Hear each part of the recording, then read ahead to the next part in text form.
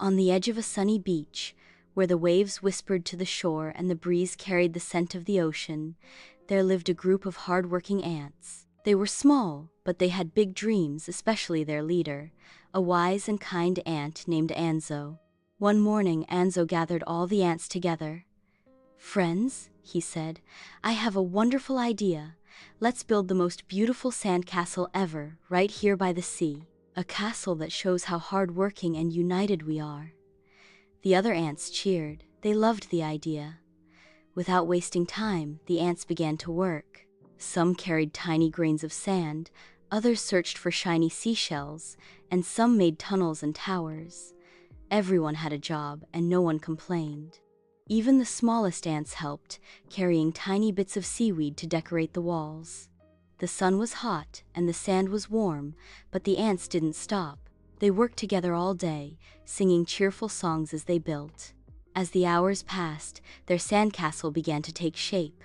It had tall towers, arched doors, winding tunnels, and even a little flag made from a leaf. Curious beach animals came by to watch. A crab admired the walls.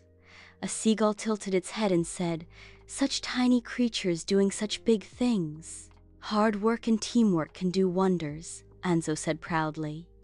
By the end of the third day, the sandcastle was complete. It stood tall and grand, glistening in the golden sun. The ants all gathered in front of it, admiring their masterpiece. "It's beautiful," said one of the younger ants. "It's strong, just like our friendship," said another. Just then, a dark cloud rolled over the sky. The wind picked up, and the waves grew louder. A storm was coming. "Oh no!" cried the ants. "What will happen to our castle?" Anzo looked at the sky, then back at his friends. "Let's not be sad," he said gently. "We built this together. Even if the waves take it away, no one can take away what we've learned and how much we've grown." As night fell and the storm rolled in, the waves slowly washed over the sandcastle.